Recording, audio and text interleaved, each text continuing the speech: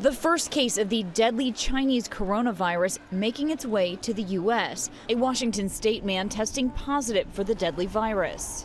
Tonight, extreme measures to contain the virus. In Wuhan, spraying disinfectant on buildings and cars. And videos on social media showing quarantine squads. We will immediately close all shops selling non-essential goods, including clothing and electronic stores, and other premises, including libraries, playgrounds, and outdoor gyms and places of worship. With coronavirus destroying lives and forcing us to work from home and keep safe, people are on average spending more time on social media, in particular the ever fast and famous growing TikTok. On average, UK adults spend 4 hours and 2 minutes online in April 2020. Just in September 2019, the average time online was 3 hours and 29 minutes.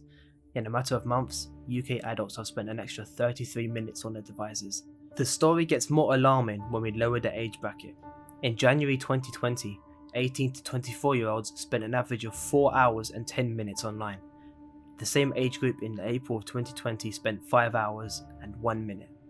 This trend can be seen across all age groups. Ofcom data also shows the average category of site that is visited. Between January and April 2020, more time was spent on social media by 36%, news sites by 26%, and government sites by 10%. Surprisingly, health sites such as www.nhs.uk did not grow. What does this suggest for our future? With coronavirus still impacting our lives and more businesses having to move to digital solutions, how would this new digital age impact our mental health? This short documentary aims to show the average social media user that their habit could lead to mental health issues. First off, I will create a new TikTok account and spend 30 minutes scrolling through the For You page. For those who don't know, the For You page is TikTok's personalized page. This is where TikTok takes the content that you scroll through, the content that you like, the duration that you spend on the post, how you engage with the post, and realistically how you spend the most of your time on the platform to cater better content towards you. So for example, if on your timeline you spend the most time scrolling past all of the dog photos and videos, but you focus all of your attention on food, in theory, if you do that all the time, the algorithm will pick up that is what you like and will try to show you more. The aim of this experiment for me is to try to show that on a fresh account, TikTok doesn't really have a build-up of what you are and what I am. So by creating two accounts, I can do one underage, one overage, and compare the results of what I get per post. So how this is going to work is I'm going to create different categories.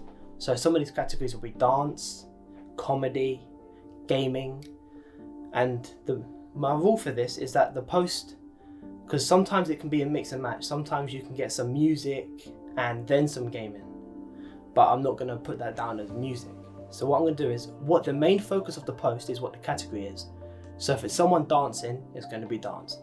If it's gaming and it's a rant, for example, someone's annoyed at how their experience with the game has come across, I'm going to put gaming, because the main focus of that video is the game. So the hope of this exercise is to try to prove that TikTok will try to push certain content to you, even though they don't have a basis on what you are like, and that this will differ between your age. So I want to prove that TikTok only shows content to youngers, aka under the age of 18, and specialized content for those over.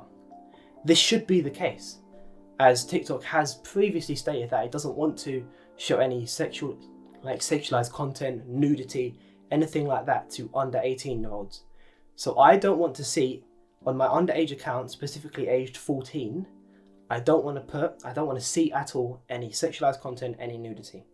I would expect to see those sort of themes above the age of 18. Specifically, I'm going to say I'm 25. This is 9 years between the two accounts. There should be a difference between the account, as in the posts the account sees.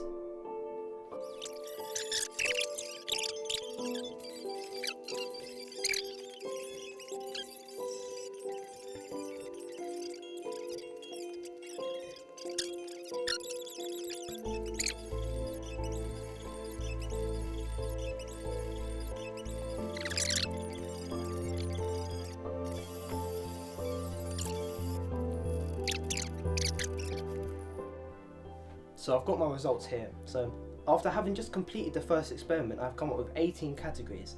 That's dance, food, art, comedy, pets and animals, cars, gaming, sports, music, babies, coronavirus, sexualized content, scams, clickbait, weird patterns like psychedelic patterns, repeated posts, inappropriate posts, and other. The three biggest categories that were on my underage account were gaming, pets and animals, and art.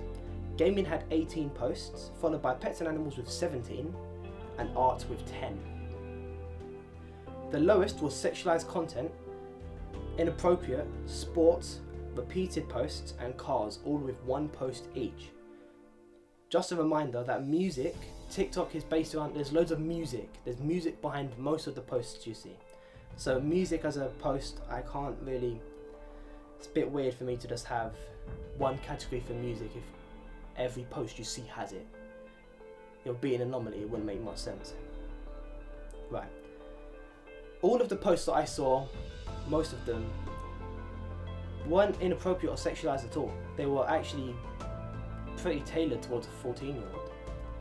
So it seems my age might have had something to do with that. You know, to conclude, my first run through was with an underage account. Specifically, I was age 14. But to be fair, there were only two posts where this would be quite alarming. One of the posts was someone twerking, and another one would be someone saying that they were going to kill themselves, which is pretty sad to hear. But it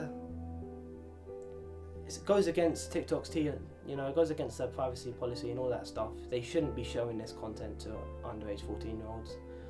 Well, it's not their privacy policy, their term of service. You shouldn't be, as a 14-year-old, you shouldn't be showed any content like this. It's ridiculous, personally. Anyway, overall though, gaming was an interesting category.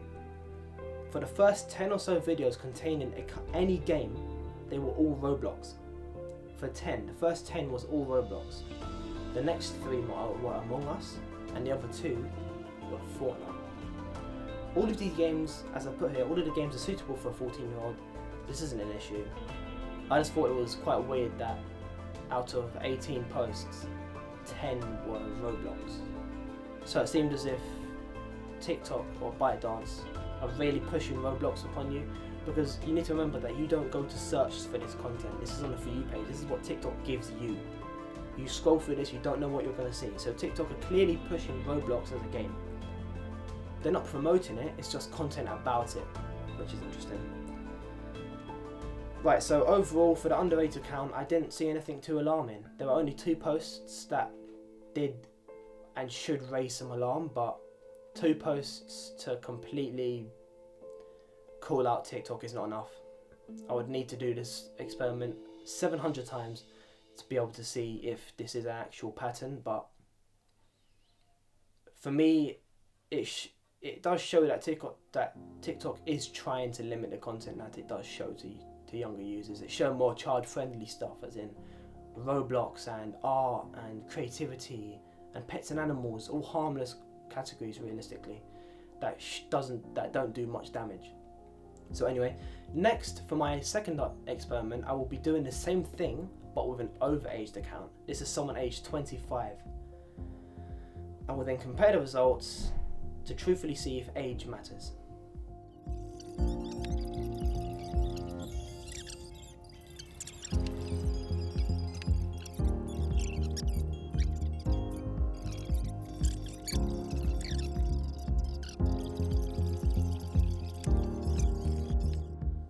After having finished the last scroll through on TikTok on my overaged account, the age of users clearly does affect the content that TikTok shows you.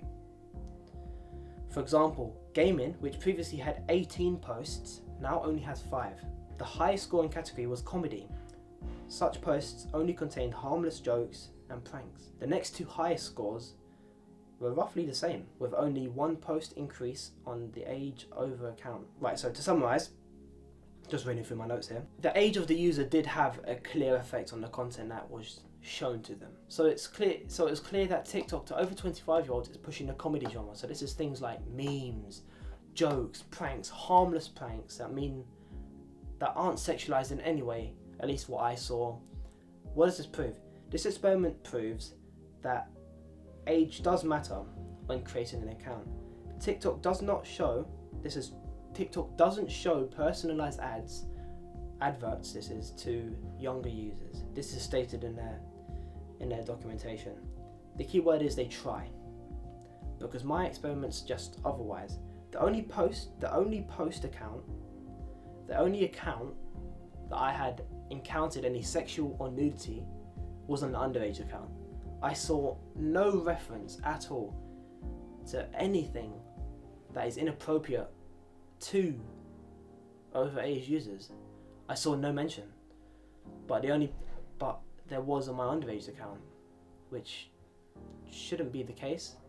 Should be the other way around. I'd expect it to be the other way around, but it wasn't. It was the younger user saw sexual content and the overage user didn't. Now I have drawn some conclusions to how TikTok worked for me and the content my two fresh accounts encountered. But why would someone want to see this kind of content? The kind of content that is a roll of the dice. You don't know what you're looking for. The For You page is completely tailored for your interests, your likes, what TikTok think you are going to watch, they will try to show you. So my two fresh accounts do not prove this in any way, shape or form. As they are new accounts, TikTok don't have any previous information on my account. To ask this question, why would you want to see the type of content you're not in control of? To answer the question of why content like this is popular, I'm going to interview two TikTok regulars, specifically younger aged users. So I'm here with two avid TikTok users. I would like to call you. Would you call yourself TikTok users? Both of you? Yeah. Yeah. Right. So the first question is how many people do you know personally that use the app as well?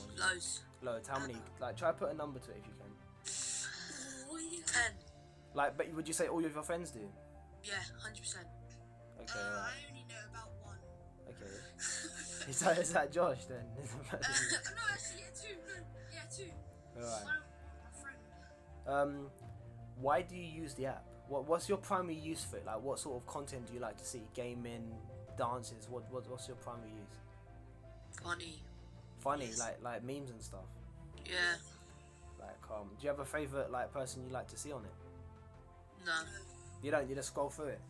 Yeah. So you don't use it. Follow it. You don't use it like you go on the For You page, innit? You're always scrolling. Is that what you're saying? Yeah. Ah, okay.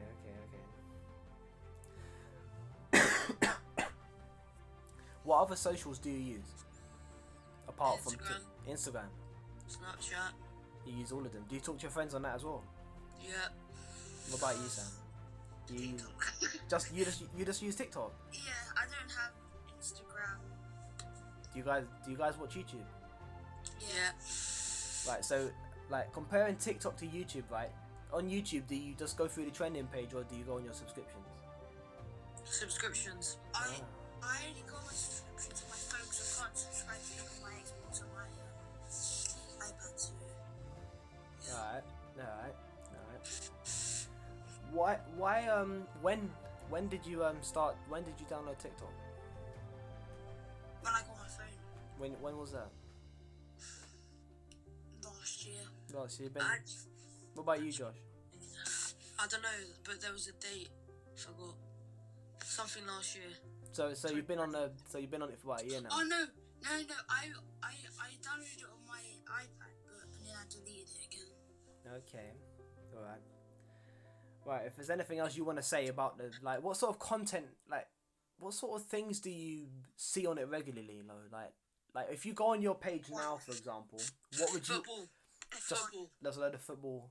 Okay. F1. I see loads of F1 videos and stuff. So would you say that it's more tailored towards you then? Yeah. Like would you say every post or every other post you see you like? Yeah. Yeah. Okay. Right. Okay. Well, I've got no more questions. Unless you guys have any anything else you want to say about TikTok. No. No. All right.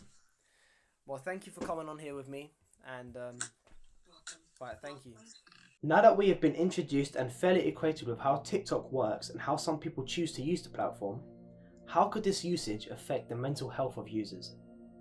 How could this autonomous scrolling affect your mind, realistically? Got some research here I want to summarise. With social media usage being highest among 16 to 24-year-olds, it's no surprise that social media is hurting young people.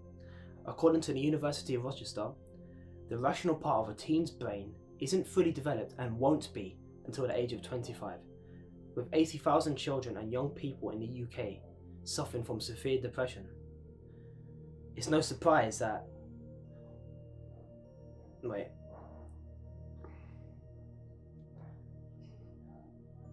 With 80,000 children and young people in the UK suffering from severe depression, and with odds also suggesting that they're on social media and potentially use socials for 5 hours a day, it's no surprise that 9 out of 10 young girls say they are unhappy with their body, or that they're just not happy with themselves. And with social media users constantly being exposed to other users, every selfie you see, every picture you see, is that person out there perfect? This quote from an anonymous 20 to 24-year-old woman proves my point exactly. Start quote. Instagram easily makes girls and women feel as if their bodies aren't good enough, as people add filters and add their pictures in order for them to look perfect. And that's end quote. Another quote from a 14 to 16-year-old, there was no gender specific. The time you can spend on some of these apps, they can be very addictive. I lose time to revise. I can't do any homework. I can't interact with family and friends, and lose a lot of sleep at night. End quote. It's alarming, and we need to get under control of this. So I went on UK charity Young Minds and went on their webpage. They suggest these following actions, and I would like to relay them to you. Apps like Facebook, Instagram, YouTube make it easy to track your time online. No matter what device you have, iOS or Android, there are settings you can do on your social medias to limit your time. So for example, on Facebook, you can go to More, Settings and Privacy, and it will show your time on Facebook. You can do the same with Instagram. On Facebook, for example, you can go to your time on Facebook and you can set a daily reminder. Then set your ideal daily usage. This is if you're heavily addicted and you can't control. You can physically have a reminder come up on your phone saying that you've used up your 2 hours and you need to go for this. I would suggest actually doing it through your phone yourself. I know on iOS, on iPhone and iPads and Macs, you have something called screen time. What you can do with that is a very useful tool. You can set daily limits on any app on your phone, so you don't even have to do it through the settings. If you find that a bit confusing, you can just go to the screen time section on your iPhone and your settings, and you can set daily reminders and daily limits, I think they call it. Daily limits on how you use and react with your device. They also suggest, this is Young Minds charity, they also suggest meditation apps like Calm. That's an app on the App Store and Google Play Store. Calm have stories that can help you get to sleep, as well as daily breathing exercises that help you relax. Calm even has masterclasses taught by world-renowned experts. Meditation has an unforeseen and now only recently documented effect on your mind. A good effect, a positive effect. I would highly recommend meditating. Calm is a brilliant app, it's free, I've used it myself. It's brilliant. But what they want to highlight here is that sleep affects your mood. If you're like, sleep affects your mood ridiculously. There are many studies proving that lack of sleep can lead to a multitude of health problems. So realistically, 8 hours a night of good sleep is what you need. Overall, mental health is important and needs tending to regularly. With social media being used way more and mental health still taking a backseat, it's time that social media giants started to encourage its users to take a break. I propose companies add a limit on their app. 3-hour intervals, for example, is amazing. I know I've said this before, you can set this, but I don't think you should have to actively do it. I think it should just be something that you have to turn off if you don't like it. For example, if you're a social media manager, you do it for work. You don't want to always be seeing a limit while you're tweeting for your company, for example. But as Young Minds stated, the charity, there are things we can do.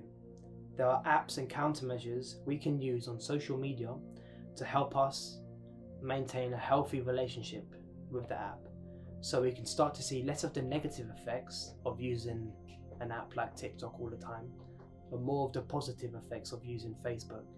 During a global pandemic, we can't see each other. You need to talk to each other over Facebook. You need to WhatsApp each other. You need to stay in communication. That's extremely well. That's good for mental health as well.